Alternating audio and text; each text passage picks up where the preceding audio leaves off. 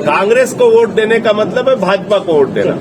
कांग्रेस को जहां जहां वोट जाता है 156 के करीब विधायक टूट के जा चुके हैं कांग्रेस। तो कांग्रेस छोड़ो को रोकने के लिए भारत जोड़ो है। एक तरफ कांग्रेस छोड़ो चल रहा है, दूसरी तरफ भारत जोड़ो चल रहा है। पत्रकार बंधुओं को मेरा नमस्कार। आपको हिलाएगा नहीं। आज काशी प्रांत का पहला कार्यकर्ता सम्मेलन है। आप सब लोग जानते होंगे कि उत्तर प्रदेश को आम आदमी पार्टी ने संगठन की दृष्टि से 8 प्रांतों में बांटा है। काशी प्रांत के हमारे अध्यक्ष पवन तिवारी जी हैं। यहाँ पर हमारे दिल्ली के विधायक चौधरी सुरेंद्र जी हैं। चुनाव समिति के प्रदेश के अध्यक्ष हमारे सभाजीत सिंह जी हैं। महासचिव हमारे दिनेश पटेल जी हैं।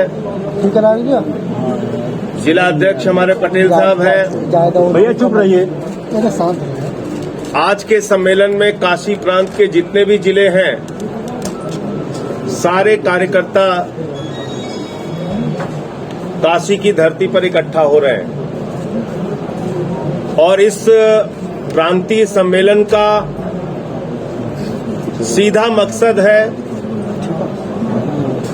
नवंबर दिसंबर में होने वाले नगर निकाय के चुनाव में आम आदमी पार्टी मजबूत संगठन का निर्माण करके जमीनी स्तर पे तमाम मुद्दों की लड़ाई लड़के खास तौर से नगरीय क्षेत्र में जो दुर्दशा है उसका मुद्दा उठाकर, जो भ्रष्टाचार है नगर निगमों में, नगर पालिकाओं में, नगर पंचायतों में, उसका मुद्दा उठाकर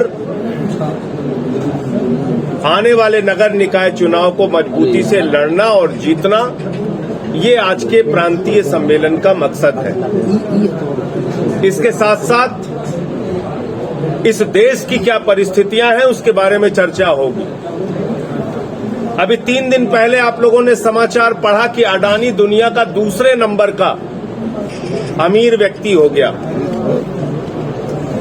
अडानी कौन है आप सब लोग जानते हैं? जिसके पास देश की बिजली, जिसके पास एयरपोर्ट, जिसके पास पोर्ट, जिसके पास तमाम संस्थान भारत की सरकार ने दे दिया है। मोदी जी के सबसे करीबी मित्र हैं। उनकी कुल संपत्ति है 10 लाख करोड़ रुपए। 2014 में उनकी संपत्ति थी 39,000 करोड़, 2018 में थी 57,000 करोड़, 2020 में हुई 2.5 लाख करोड़ और कोरोना की महामारी में जब पूरा हिंदुस्तान करा रहा था उस दौरान उनकी संपत्ति बढ़ के 2.5 लाख करोड़ से 10 लाख करोड़ हो गई और आज वो दुनिया के दूसरे नंबर के अमीर व्यक्ति हो गए। लेकिन उसके साथ साथ दूसरी खबर है जो देश के लोगों को पीड़ा देती है। भारत भूखमरी के मामले में 116 देशों की सूची में 101 नंबर पर पहुंच गया। बेरोजगारी के मामले में हिंदुस्तान 45 वर्षों में सबसे ज्यादा बेरोजगारी की मार झेल रहा है। महंगाई के मामले में आटा, दाल, चावल, छाछ, दूध, दही, खाने पीने की चीजों पर टैक्स लगा दिया गया। हिंदुस्तान के अंदर पहली बार हमने दवाओं पर महंगाई देखा। कैंसर की दवा पे टैक्स बढ़ गया, टीवी की दवा पे टैक्स बढ़ गया, हार्ट की दवा पे टैक्स बढ़ गया, किडनी की दवा पे टैक्स बढ़ गया। यानी कि जीवन रक्षक दवाओं पर भी सरकार ने टैक्स बढ़ाने का काम किया। अगर इस देश में महंगाई, बेरोजगारी, किसानी, इनकी समस्याओं को हम राजनीति के केंद्र में लेके आए तो मैं दावे के साथ कह सकता हूं जाति और धर्म का डमरू बजाने वाली भारतीय जनता पार्टी की दुकान बंद हो जाएगी। आदरणीय नरेंद्र मोदी जी की सरकार चंद पूंजीपतियों के लिए काम कर रही है। देश के 92 लोगों के पास 55 करोड़ लोगों के बराबर की संपत्ति है। ये हिंदुस्तान में विषमता का स्तर है। सदन में कई बार हम लोगों ने मामला उठाया, 6.5 लाख करोड़ की भारत की संपत्तियां बेची जा रही हैं। रेल बेची जा रही है, सेल बेची जा रही है, कोल इंडिया बेचा जा रहा है, LIC बेचा जा रहा है, बैंक बेचा जा रहा है, FCI बेचा जा रहा है, सड़क बेची जा रही है, बिजली बेची जा रही है, पानी बेचा जा रहा है, BPCL बेचा जा रहा है। मुनाफे की तमाम कंपनियां हिंदुस्तान की बेची जा रही हैं। और जब भी हम जैसे लोग सवाल करते हैं, सरकार कहती है घाटे में चल रहा था इसलिए एयरलाइंस बेच दिया, रेल बेच दिया, सेल बेच दिया, कोल इंडिया बेच दिया। मैंने कहा दुनिया का एक व्यापारी मुझे दिखाओ जो घाटे का सामान खरीदता हो। क्या आपने सुना है कभी घाटे का सामान कोई खरीदता हो? हमारी मुनाफे की कंपनियां बेची जा रही हैं और उससे मुनाफा कमाने के लिए चंद पूंजीपतियों का रास्ता खोला जा रहा है। आम आदमी पार्टी इसका विरोध करती है। 2.5 लाख करोड़ रुपए का बैंक का कर्जा एक व्यक्ति पर है, अडानी पर। 6,000 करोड़ नितिन सदेसरा लेके भाग गया, 9,000 करोड़ रुपए विजय माल्या लेके भाग गया, 3,000 ललित मोदी लेके भाग गया, 20,000 करोड़ नीरव मोदी लेके भाग गया। और आप सबकी जानकारी के लिए बता दूं, भारत का खेल बजट, हिंदुस्तान के करोड़ों युवाओं के लिए भारत का खेल बजट है मात्र 3,000 करोड़ रुपए। यानी जितना अकेले ललित मोदी लेके भाग गया उतना पूरे भारत का खेल बजट है। हमें गुस्सा नहीं आता, हमें नाराजगी नहीं होती इन व्यवस्थाओं पे। और इसलिए इन तमाम मुद्दों को लेकर उत्तर प्रदेश में पिछले दिनों सेल्फी विद सरकारी स्कूल का अभियान हमने शुरू किया। आदित्यनाथ जी के सरकारी स्कूलों की हकीकत हमने दिखाया। हजारों स्कूल, यही काशी के अंदर ऐसे स्कूल दिखाए हमारे साथियों ने जिसके बगल में एक खतरे का तालाब है जहां बच्चे किसी भी समय गिर सकते हैं। ऐसे स्कूल दिखाए जौनपुर के साथियों ने, अमरोहा के साथियों ने, बांदा के, ललितपुर के साथियों ने, जहां छत गिर रही है, बच्चे जमीन पर बैठे हुए हैं। यही मिर्जापुर सोनभद्र में नमक रोटी बच्चों को खाने की दी जा रही है। ये आप लोगों ने, मीडिया वालों ने खुलासा किया। सूखा भात खाने के लिए देवरिया के स्कूल में दिया जा रहा है। ये हो रहा है हमारे बच्चों के साथ उत्तर प्रदेश में। ये सरकारी स्कूलों की दशा है। इसलिए हमारा लक्ष्य है, अरविंद केजरीवाल जी का नारा है, भारत को नंबर 1 देश बनाना है दुनिया में। और उसके लिए अच्छी शिक्षा, अच्छा स्वास्थ्य, बिजली, पानी, जनता को मूलभूत सुविधाएं या तो निःशुल्क या न्यूनतम दामों में देने की व्यवस्था सरकार को करनी होगी। चंद लोगों की लूट के कारण सरकार ये सुविधाएं नहीं दे पाती है। आज के सम्मेलन में इन तमाम विषयों पर हम लोग चर्चा करेंगे। और नगर क्षेत्र में, खासतौर से नगर निगमों के क्षेत्र में जिस प्रकार से गंदगी का साम्राज्य है, जिस प्रकार से हाउस टैक्स, वाटर टैक्स के नाम पे भ्रष्टाचार होता है, उसको भी मुद्दा बना के आने वाले दिनों में हम लोग संघर्ष करेंगे। अगर हम काशी की बात करें, जिसको क्योटो बनाने का दावा हमारे प्रधानमंत्री जी ने किया था, मैं प्रधानमंत्री जी को बड़ी विनम्रता पूर्वक बताना चाहता हूं। आज के अखबार हम पढ़ रहे थे, BHU में स्ट्रेचर न मिलने से बहुत सारे मरीज एम्बुलेंस में दम तोड़ते रहते हैं। प्रधानमंत्री जी, क्यूटो कब बनेगा नहीं मालूम, ये लूटो कब बंद होगा ये बताइए आप। क्यूटो तो नहीं बना, लूटो कब बंद होगा ये बताइए आप। ये शिक्षा के नाम पे लूटो, ये बिजली के नाम पे लूटो, ये पानी के नाम पे लूटो। आज कितनी बड़ी समस्या है। जिस क्षेत्र से हमारे प्रधानमंत्री जी चुन के जाते हैं, यहां पे बुनकर त्राही त्राही कर रहा है। बताइए आप, यहां की बुनकरी के कारण पूरी दुनिया में बनारसी साड़ी से लेके यहां के कपड़े मशहूर रहे। आज बुनकरों की क्या हालत कर दी। भूखमरी के कारण आत्महत्या करने को मजबूर है वो। वाराणसी का, काशी का बुनकर, जिसमें हिंदू भी शामिल है, मुसलमान भी शामिल है, 11,000 करोड़ रुपए का टैक्स सरकार को देता है। आपकी जानकारी के लिए बता दूं, 11,000 करोड़। और मात्र 900 करोड़ रुपए की सरकार को सब्सिडी देनी होती है। उसके लिए नाको चने चबवा रहे हैं इनको।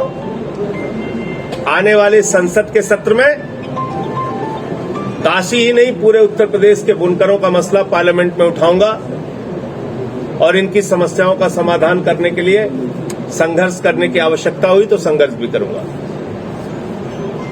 नाम के आगे बुनकर लग गया, इसके मतलब सब मुसलमान है उसमें। अरे भारी संख्या में उसमें हिंदू वर्ग के लोग भी शामिल हैं। इसलिए अपनी दुर्भावना की राजनीति को यहां मत दिखाइए भाजपाइयों। सबके लिए मिलके लिए काम कीजिए।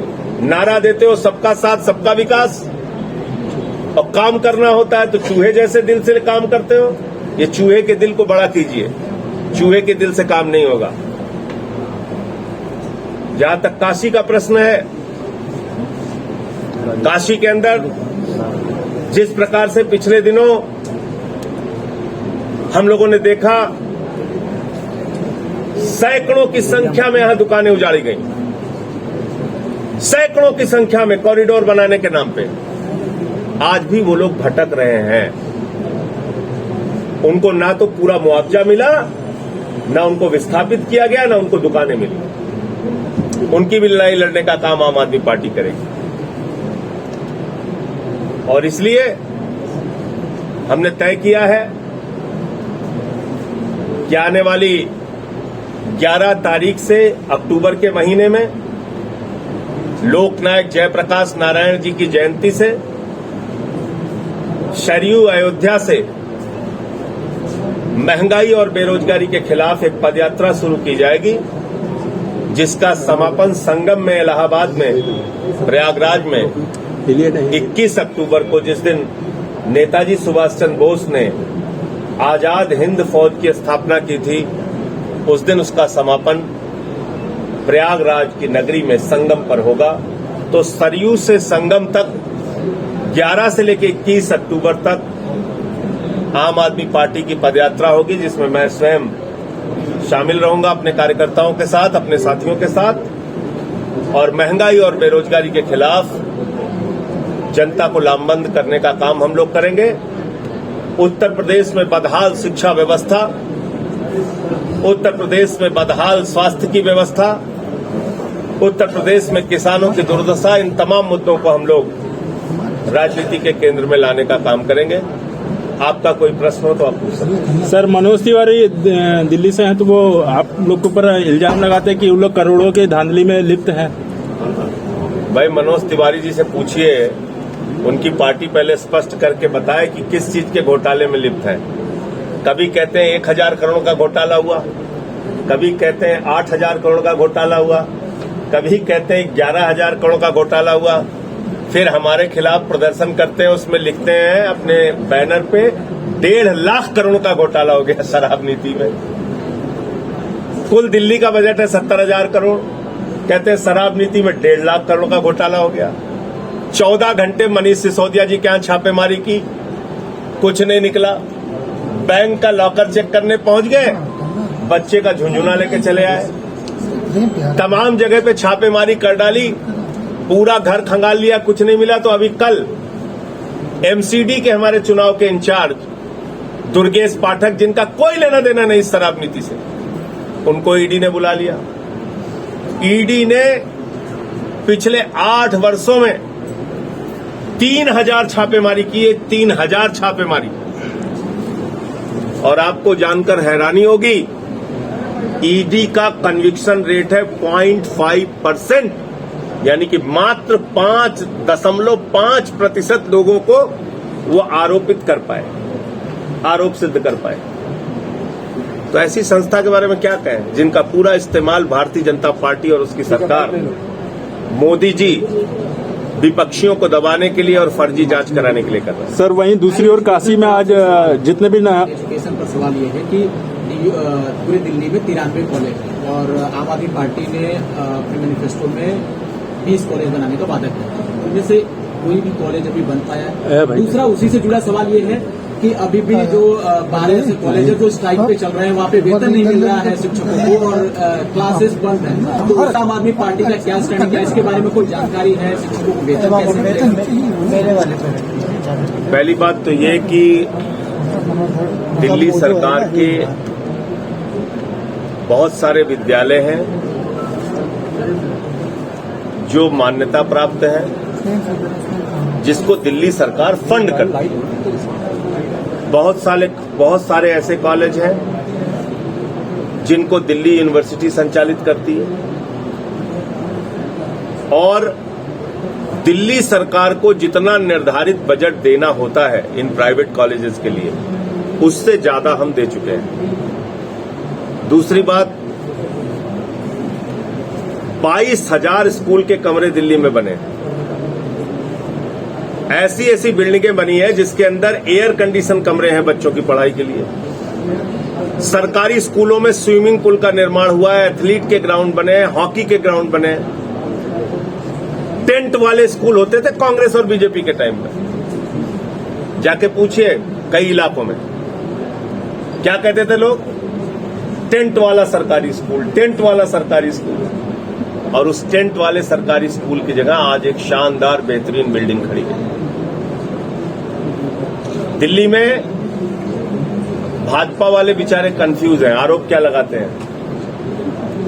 कहते हैं दिल्ली में एक भी सरकारी स्कूल नहीं बना, फिर दूसरे दिन याद आता है नहीं नहीं कुछ तो करना है, फिर कहते हैं नहीं नहीं 7,000 कमरों में भ्रष्टाचार हो गया। तो भाई दो में से एक ही चीज होगी, या तो हमने सरकारी स्कूल नहीं बनाया या कमरे बनाने में भ्रष्टाचार किया। संजय जी, एक सेकंड, सवाल था, आप इसके ऊपर ले गए। एक नहीं वो घुमा नहीं रहा हूं मैं, सुन तो लीजिए आप। दिल्ली के अंदर स्पोर्ट्स यूनिवर्सिटी से लेके शिक्षा के क्षेत्र में जितने काम हम लोगों ने किए हैं, आप आइए और जो लोग भी सवाल करते हैं वो आए और आकर देखें दिल्ली में हमने शिक्षा के क्षेत्र में कितना काम किया है। संजय जी, वक्फ बोर्ड की दिल्ली का वक्फ बोर्ड विवादों के घेरे में है। फतेहपुरी में एक सरकारी स्कूल था, उसे तोड़कर वहां पर दुकानें बना दी गई और कहा यह गया कि उन दुकानों का जो आवंटन था बगैर विज्ञापन के ही आवंटित कर दिया गया। इस पर क्या कहेंगे आप? देखिए, मैं फिर दोहरा रहा हूं कि जिस दिन अमानतुल्लाह को गिरफ्तार किया गया, क्या चलाया टीवी चैनल्स में, क्या प्रायोजित खबर की भारतीय जनता पार्टी? कहा कि उनके यहां से अवैध असलहा बरामद हुआ, कहा कि उनके घर से लाखों रुपए बरामद हुए, और अच्छा हुआ कि उनकी पत्नी ने और उनके बच्चों ने जब एसीबी के अधिकारी वहां से निकल रहे थे तो उनसे कहा कि भाई आपने क्या क्या बरामद किया लिख के तो जाइए। तो कहने लगे नहीं नहीं तुम्हारे यहां तो कुछ मिला ही नहीं। ये ऑन रिकॉर्ड वीडियो है उनका, अधिकारियों का ऑन रिकॉर्ड वीडियो। तो पहला तो हमारा सवाल है कि किस अपराध में आपने अमानतुल्लाह को गिरफ्तार किया? ऑपरेशन लोटस चलाने की कोशिश में कभी दुर्गेश पाठक को बुलाते हो, कभी कैलाश गहलोत पे मुकदमा करते हो, कभी मनीष सिसोदिया पे करते हो, कभी अमानतुल्लाह पे करते हो, कभी पंजाब में हमारे विधायकों को खरीदने की कोशिश करते हो। तो ऑपरेशन लोटस को जो शिंदे पे सफल हुआ भाजपाइयों का, वो सिसोदिया ने फेल कर दिया दिल्ली में, और भगवंत मान ने फेल कर दिया उनके विधायकों ने पंजाब में। तो ये कुल मिलाकर जो इनका काम करने का तरीका है अपराधियों की तरह कि विधायकों को धमकाओ, उन पे जांच कराओ, मुकदमे ला दो और बाद में उनको तोड़ के अपने साथ शामिल। एक मिनट मैं पूरा कर रहा हूं, आपकी बात का भी जवाब दूंगा। मैं ये कहना चाहता हूं कि जितने भी आरोप लगे हैं उनकी जांच में हम पूरा सहयोग कर रहे हैं। जांच में कुछ निकालो तो मेरे भाई, कुछ तो निकाल के दिखाओ कि हाँ ये गलत किया है। ऐसे जबानी जमा खर्च करने से, कुछ भी बोल देने से, यहां स्कूल था तोड़ के दुकान बना दी, तो इस तरह की बातों का कोई मतलब नहीं है। अमानतुल्लाह पे जो कार्रवाई हुई या हमारे सत्येंद्र जैन जो स्वास्थ्य मंत्री हैं उनको जो जेल में रखा है, ये बेबुनियाद, निराधार और झूठे आरोपों के तहत। संजय जी, आप कह रहे हैं कि सरकारी एजेंसियों का दुरुपयोग मोदी सरकार कर रही है, लेकिन ममता बनर्जी कह रहे हैं कि ऐसा कुछ मोदी सरकार नहीं, मोदी जी नहीं। ये बदला सुर क्या है? देखिए, ममता बनर्जी जी ने तो अपना प्रस्ताव ही इसी जांच एजेंसियों के दुरुपयोग के खिलाफ पास किया है। उनका पूरा प्रस्ताव इसी के खिलाफ है। एजेंसियां चला कौन रहा है? लेकिन वो तो मोदी जी देश के प्रधानमंत्री। अब वो उनसे पूछिए, मैं ममता बनर्जी जी का प्रवक्ता नहीं हूं, इसका जवाब वो दे सकती है। मैं आपको ये बता सकता हूं, डर तो नहीं गई वो? नहीं, मैं ऐसा नहीं मानता कि डर गई हैं, क्योंकि संजय जी संघर्षों से वो भी निकली हुई हैं और लगातार वो लड़ाई लड़ रही हैं। संजय जी भगवत मान जी आपके पंजाबी मुख्यमंत्री बने, उसके बाद लगातार पंजाब के ड्रग्स की बरामदगी कंटिन्यू चल रही है, इसलिए क्या कहना चाहिए? ड्रग्स की बरामदगी तो होनी चाहिए। बात है कि जब ड्रग्स की बरामदगी होती है तो आपके पार्टी जुड़े लोगों का फोन वहाँ पर जाता है। ये आपको जानकारी होगी, मुझे नहीं। गुजरात में अगर हमारी पार्टी के लोगों का फोन जा रहा होता तो ड्रग्स की बरामदगी कैसे होती? सर गुजरात में जेपी आप बताइए, वहाँ पे हमारे डीजीपी गौरव यादव जी और उनकी पूरी पुलिस की टीम ड्रग्स की बरामदगी कर रही है। करोड़ों के ड्रग्स पकड़े जा रहे हैं। तो ड्रग्स के खिलाफ हमारी सरकार काम कर रही है, ये इस बात का सबूत है। जब भगवंत मान जी को जर्मनी शराब पीने के जुर्म में जर्मनी फ्लाइट से निकालने की बातें सामने आ रही ये कहाँ से पता चला? आरोप लग रहा है। एयरलाइंस देखा आपने? लुफ्तांजा एयरलाइंस का ट्वीट देखा? उसका क्लैरिफिकेशन देखा? तमाम पार्टियां इसको लेकर रिट्वीट और ट्वीट भी कर रही हैं। कैसे? आप मुझे बताइए ना। अब मैं कहूं कि आपके टीवी चैनल पे 50 लोग दारू पी के पड़े थे, जो टीवी चैनल के प्रमुख होंगे वही आके बताएंगे नहीं भाई ये बात सारी झूठी है। लुफ्तांजा एयरलाइंस से उन्होंने सफर किया। लुफ्तांजा एयरलाइंस ने अपने ट्वीट करके स्पष्टीकरण दिया कि भाई हमारी फ्लाइट के डिले होने का कोई कारण भगवंत मान जी से लेना देना नहीं है। उसके डिले का उन्होंने कारण स्पष्ट किया। कहिए तो मैं पढ़ के सुना। बताया जा रहा है आपकी पार्टी तबीयत किसी की भी खराब हो सकती है, उसमें तो ना आपका बस है ना मेरा बस। जो आरोप लगा रहा है उसके लिए क्या कहना है? गुजरात से एक सवाल नहीं, मैं कह रहा हूँ आरोप बिना सिर पैर के कुछ भी आप बोलते जाइए। आरोप लगाने वाले लोगों को हाथ जोड़कर माफी मांगनी चाहिए, कम से कम उस वक्त जब लुफ्तांसा एयरलाइंस ने अपनी स्थिति स्पष्ट कर दी। चलो राजनीति कर रहे हो, आरोप लगा दिया, झूठे ही सही लगा दिया, जो कुछ भी मन में आया लगा दिया। अब कम से कम माफी मांग लेनी चाहिए, सबको माफी मांगनी चाहिए जिसने झूठे आरोप लगाए, क्योंकि जिस एयरलाइंस से सफर की बात आई उसने खुद क्लियर कर दिया कि ये बात सरासर झूठी है, बेबुनियाद है।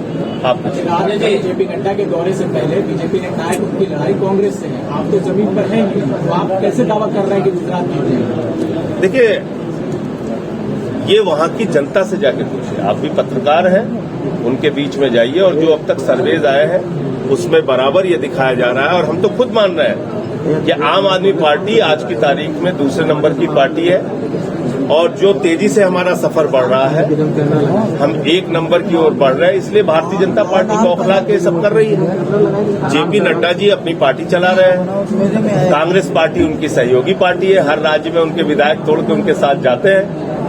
तो हमसे क्यों अपनी लड़ाई मानेंगे? वो कांग्रेस वालों से मानेंगे। कांग्रेस को वोट देने का मतलब है भाजपा को वोट देना। कांग्रेस को जहां जहां वोट जाता है 156 के करीब विधायक टूट के जा चुके हैं कांग्रेस। राहुल गांधी की भारत जोड़ो यात्रा कैसे देखते हैं? वो कांग्रेस छोड़ो को रोकने के लिए भारत जोड़ो है। एक तरफ कांग्रेस छोड़ो चल रहा है, दूसरी तरफ भारत जोड़ो चल रहा है।